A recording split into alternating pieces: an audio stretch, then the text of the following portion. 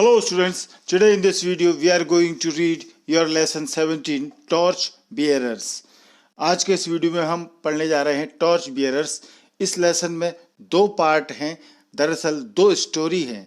इस वीडियो में हम फर्स्ट पार्ट को ले रहे हैं, नेक्स्ट वीडियो में हम पार्ट 2 की स्टोरी को लेंगे। तो चलिए स्टार्ट करते हैं। बहुत ही प्रेरणादायक स्टोरियां हैं इसमें। इस लेसन का जो टाइटल है टॉर्च बियरर्स यानी मशाल वाहक। आपने देखा होगा ओलंपिक गेम्स में एक मशाल जलती है जो पूरे वर्ल्ड में घूमती है ओलंपिक गेम्स से पहले। तो ये हमको प्रेरणा देती है। वो प्रेरणा इस स्टोरी में, इस वीडियो में एक स्टोरी के माध्यम से क्या प्रेरणा मिलती है वो आपको बताई जाएगी। तो चलिए स्टार्ट करते हैं टॉर्च बियरर्स की स्टोरी। पहले कुछ बातें इस लेसन के बारे में। The lesson contains two wonderful stories full of moral and wisdom and easy to understand.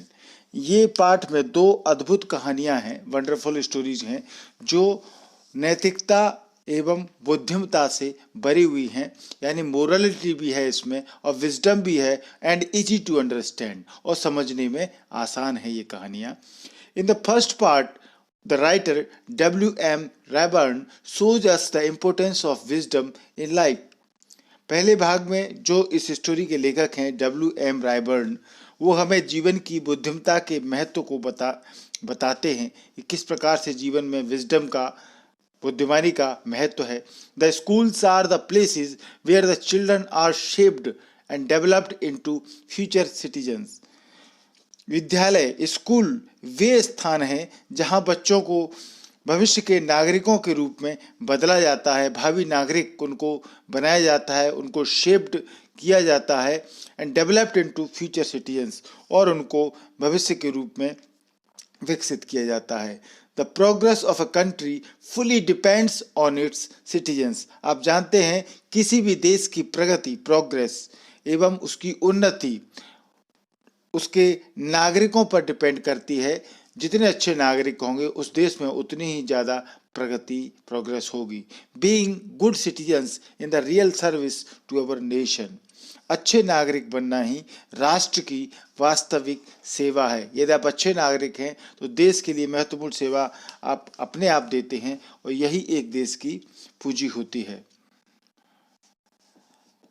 मशाल, टॉर्च बियरर्स ले जाने वाले इस देश की प्रगति में बहुत महत्वपूर्ण भाग अदा करते हैं, जो आगे चलते हैं और अपने पीछे प्रेरणादायक कहानियां बताते हुए पीछे उनके लोग रहते हैं। चलिए, इसके बाद इसमें एक दूसरी स्टोरी भी है। In the second story to the writer gives us a message. दूसरी कहानी में से भी लेखक हमें ये संदेश देता है that evil should remain confined to a place whereas good qualities should spread all over by means of good citizens. कि बुराई एक जगह ही बंधी रहे, एक जगह ही इकट्ठा रहे तो ठीक रहता है, तथा अच्छे गुण अच्छे नागरिकों द्वारा फैलाए जाने चाहिए। बुराई एक जगह ही बंधी रहे, evil should remain confined to a place whereas good qualities should spread all over by means of good citizens.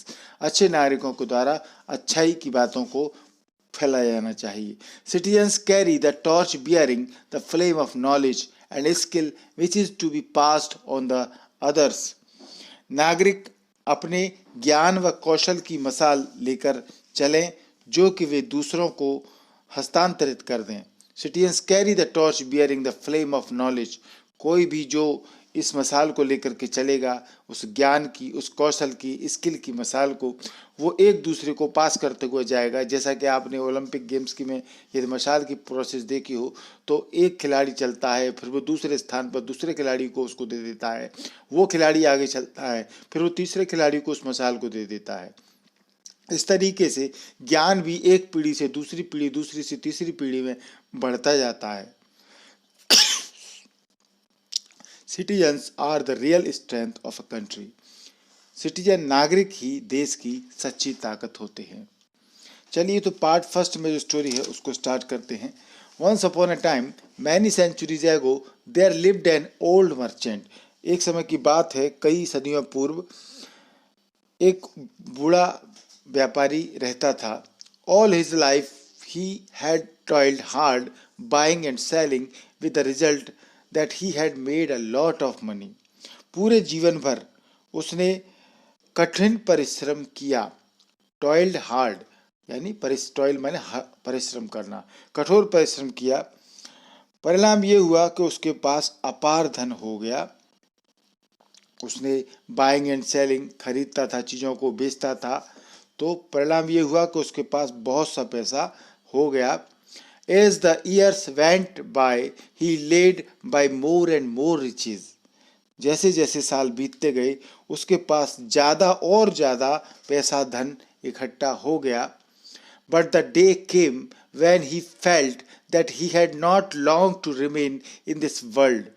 परंतु वो समय भी एक दिन ऐसा आया कि उसने महसूस किया कि अब वो इस दुनिया में ज़्यादा दिन नहीं रहेगा. He began to wonder what he should do with his money.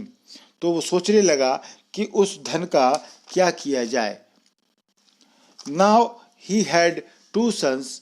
He made up his mind that he would not divide his money between them, but that he would give it all to the one who proved himself to be the cleverer of the two. अब उसके 2 बेटे थे. उसने ये decide किया, निश्चय किया, अपना माइंड को मेकअप कर लिया उसने कि वो उस धन को दोनों को नहीं बांटेगा, दोनों बेटों को नहीं देगा, डिवाइड नहीं करेगा, किंतु सारा धन उस बेटे को देगा जो उन दोनों में से अपने को ज़्यादा चतुर प्रूव कर देगा, चतुर क्लेवर सिद्ध कर देगा. उन दोनों में से एक बेटे को वो अपना धन देगा. The problem to be solved was that of finding out which of the 2 sons was the cleverer. समस्या थी कि ये कैसे डिसाइड किया जाए, निश्चय किया जाए, इस समस्या को कैसे सॉल्व किया जाए कि उसके दोनों बेटों में से ज़्यादा चतुर कौन है. He decided to solve this problem by giving them a test. उसने निर्णय लिया कि उन दोनों की एक परीक्षा लेकर के ये तय किया जाए कि उन दोनों में से ज़्यादा चतुर कौन है. Calling the young men, he said to them. दोनों युवाओं को बुला करके उसने कहा, Here are 2 rupees. I want you to take 1 rupees each, and then to go out separately and buy something which will fill this house. You are not to spend more than 1 rupee. उन दोनों को बुला करके उसने कहा, व्यापारी ने, ये 2 रुपए हैं. Here are 2 rupees. मैं चाहता हूं कि तुम दोनों 1-1 रुपया लो. I want you to take 1 rupee each. और बाहर अलग अलग जाकर कुछ ऐसी चीज खरीद कर लाओ जिससे सारा घर भर जाए. And then to go out separately, अलग अलग जाओ, एंड बाय समथिंग, और कुछ ऐसी चीज लाओ which will fill this house, जो इस घर को भर दे. You are not to spend more than 1 rupee. पर कंडीशन ये थी, तुम्हें 1 रुपए से ज्यादा खर्च नहीं करना है. जो 1 रुपया दिया जा रहा है उसी से तुमको काम चलाना है. The 2 sons looked at him as if he had taken leave of his senses. दोनों बेटों ने अपने पिता को ऐसे देखा मानो उस पिता की अकल मारी गई हो. How can we possible buy enough of anything to fill the house with only 1 rupee? क्योंकि दोनों ये सोच रहे थे कि ये कैसे संभव है कि हम दोनों किसी चीज को इतनी मात्रा में खरीद सकें केवल 1 रुपए में, जो घर भर दे. How can we possible? They asked themselves and they were reluctant to pick up the rupees. उन्होंने अपने आप से पूछा ये बात, और वे रुपए उठाने के लिए उनकी इच्छा नहीं थी. रिलक्टेंट यानी अनिच्छुक थे, इच्छा नहीं थी उस रुपए को उठाने की. But the old man insisted on their doing as he told them. परंतु बूढ़े आदमी ने इंसिस्टेड, जिद की, वो अपनी जिद पर अड़ा रहा कि वैसा करना ही है, जैसा उसने कहा था वैसा करना ही है. Off you go, he said. उसने कहा चले जाओ. And don't take too long over the business. और इस काम में ज्यादा समय नहीं लगाना है. I expect you back in a couple of days. मैं 2 दिन में तुमसे वापस आने की आशा करता हूं कि तुम 2 दिन में वापस आ जाओ। एक्सपेक्ट माने उम्मीद करना। So each young man took up a rupee and went out. तो दोनों युवक अपना एक एक रुपया लेकर के बाहर चले गए। The first one wandered through the बाजार ऑल डे लॉन्ग। पहला वाला लड़का पूरे दिन भर बाजार में घूमता रहा, but nothing could he find which would in any way serve his purpose. परंतु उसे कोई भी ऐसी चीज न मिली जो उसका उद्देश्य किसी भी तरह पूरा कर सके। He became more and more certain that something had gone wrong with his father. उसको ये भरोसा होता गया कि हो न हो पिताजी के साथ कुछ तो गलत हुआ है। He was about to give up his search in despair. वो बिल्कुल निराश होकर के, उस खोज में निराश होकर के वो जाने वाला था। When he saw a bullock cart with a load of hay, तभी उसने एक बैलगाड़ी देखी जिसमें कि सूखी घास भरी हुई थी।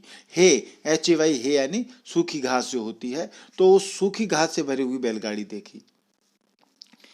That looked hopeful, he thought. I wonder how much hay I can get for a rupee. उसने सोचा कुछ उम्मीद जगती है। That looks hopeful. मैं सोचता हूं कि 1 रुपए में कितनी घास मैं पा सकता हूं। उस घास को देख करके वो सोचने लगा। He went up to the driver of the cart and inquired about the price of the hay. वह उस बैलगाड़ी के ड्राइवर के पास गया और सूखी घास की कीमत पूछी। इंक्वायरी करके, उसे जांच पड़ताल करके उसने पूछा कि उस घास की कीमत क्या है। There was a good deal of haggling over the price, but in the end he was able to buy the load of hay for a rupee. काफी कुछ हैगलिंग हुई उस घास की कीमत हेतु काफी मात्रा में हैगलिंग यानी मोलभाव करना, काफी मोलभाव हुआ, किंतु एंड में वो 1 रुपए में उस घास को खरीदने में सफल हुआ। In those days a rupee would buy a great deal more than it will buy now. उन दिनों 1 रुपए बहुत मात्रा में चीजें आज की तुलना में खरीदी जा सकती थी। यदि आप अपने बुजुर्गों से ये बात करेंगे कि 1 रुपया पहले के ज़माने में कितना ज़्यादा था, तो बताएंगे कि 1 रुपये की वैल्यू बहुत ज़्यादा थी। So the young man led off the cart with a hay to his father's house. तो वो युवक घास की गाड़ी अपने पिता के घर ले गया। Hopefully he piled it into the house. और बड़ी उम्मीद से उसने अपने घर में ढेर कर दिया। पाइल्ड यानी ढेर करना। But when it was all in, he found that there was not enough to cover even the floor, let alone fill the whole house. किंतु उसने देखा कि सारी घास आ जाने के बाद भी, जब सब कुछ अंदर आ गया, ऑल इन, घास इतनी पर्याप्त भी न थी कि फर्श को ढक सके। इतनी भी घास नहीं थी कि उसका फ्लोर भी पूरा ढक जाए। पूरे घर को भर जाने की बात तो बहुत दूर थी। When the second son went out with his rupee, अब दूसरे पुत्र की बारी आती है। जब दूसरा पुत्र अपने रुपए को लेकर बाहर आया, he did not go straight away to the bazaar, तो वो सीधा बाजार नहीं गया। Instead of doing that, he sat down and began to think. इसके बजाय वो बैठा और सोचने लगा। For a long time he sat thinking about what he could possibly buy. बहुत लंबे टाइम तक वो बैठा सोचता रहा कि वो क्या खरीद सकता था। In the evening an idea struck him. शाम को उसके दिमाग में एक विचार सूझा। Taking his rupee, अपने रुपए को लेकर, he walked quickly down the bazaar till he came to a shop where candles were sold. अपने रुपए को लेकर के वो तेजी से बाजार गया और एक दुकान पर पहुंचा जहां कैंडल्स बिकती थीं, मोमबत्तियां बिकती थीं। He spent his rupee on candles, of which he got quite a number. उसने अपना रुपया मोमबत्तियों को खरीदने में खर्च किया, जो काफी संख्या में आ गईं। 1 रुपये में उस समय बहुत मोमबत्तियां आ जाती थीं। Then taking his candles with him, he made his way back to his father's house. फिर वो अपनी मोमबत्तियों को लेकर के अपने पिता के घर आया। When he got there, his brother was standing disconsolately looking at the hay spread out on the floor. जब वो वहां आया तो उसने अपने भाई को निराशापूर्वक डिस्कोलोसेंटली फर्श पर बिखरी घास को देख रहा था। उसका भाई, उस निराश भाई को उसने देखा। It was now getting dark, अंधेरा हो रहा था। Quickly the second sun stood 2 or 3 candles in each room. तेजी से दूसरा बेटा खड़ा हुआ और हर कमरे में उसने 2-2, 3-3 मोमबत्तियां वो हर कमरे में ले गया। देन ही लिट देम, और फिर उसने उनको जला दिया, मोमबत्तियों को प्रज्वलित कर दिया। At once the house was filled with light, और तत्काल सारा उजाले उजाले से भर गया। His father was very pleased with him, उसके पिता उससे बहुत खुश हुए। एंड सेड, और पिताजी ने कहा, my son you have shown true wisdom, मेरे बेटे तुमने सच्ची बुद्धिमता बताई है। I am ready to hand over all my money to you, मैं अपना सारा धन तुम्हें देने को तैयार हूं। Now we all live in a big house which we call our native country. अब ये जो स्टोरी हुई उसका मोरल हम देखते हैं, उसमें क्या विजडम, बुद्धिमानी थी, क्या मोरलिटी थी, क्या नैतिकता थी। तो अब आगे की लाइनों में हम ये बात देखेंगे। हम अब सभी एक बड़े घर में रहते हैं। We all live in a big house which we call our native country, और उस बड़े घर को जिसे हम अपना मूल निवास स्थान कहते हैं। We have each of us been given some 1 rupee, some 2 rupees, some 3 and some 4. हम में से प्रत्येक व्यक्ति को कुछ धन दिया जाता है। किसी को 1 रुपया, किसी को 2 रुपया, किसी को 3 रुपया और किसी को 4 रुपया। These rupees are not rupees. ये रुपए नहीं हैं। With which we can buy things, जिनसे कि हम चीजें खरीदते हैं। But they are different powers we have been given. बल्कि वे अलग अलग शक्तियां हैं, ताकतें हैं, भिन्न भिन्न, जिनसे कि हम चीजें खरीदते हैं। Each of us has powers of body, powers of mind and powers of character. Each of us has strength, time and intelligence which can be used. वो जो ताकतें हमको 1 रुपया, 2 रुपया, 3 रुपया, 4 रुपया मिली है, वे ताकतें नहीं हैं, वे अलग अलग वो रुपए नहीं हैं, वो अलग अलग ताकतें हैं। हम में से प्रत्येक के पास शारीरिक ताकत है, दिमाग की, मानसिक, मस्तिष्क की ताकत है, कैरेक्टर की ताकत है, चरित्र की शक्तियां हैं।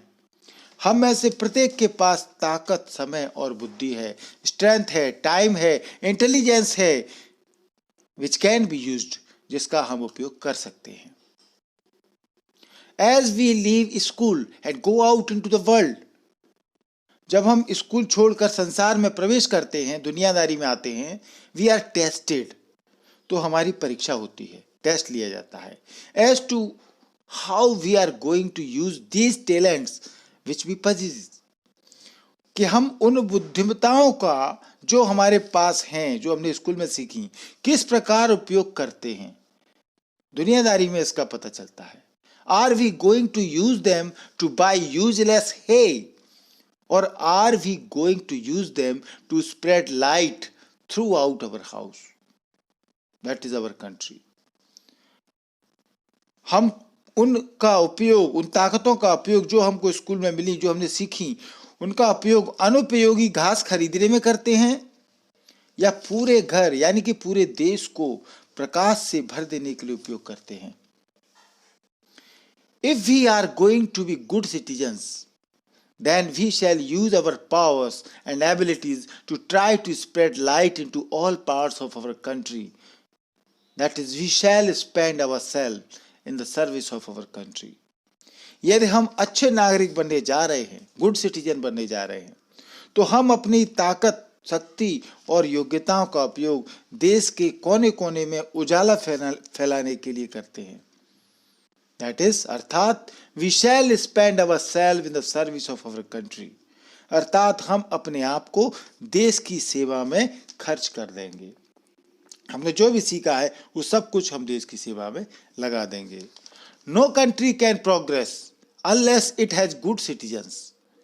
कोई भी देश तब जब तक वो अच्छे नागरिक नहीं रखता तरक्की नहीं कर सकता, प्रगति नहीं कर सकता, जब तक कि उसके नागरिक अच्छे नहीं होते।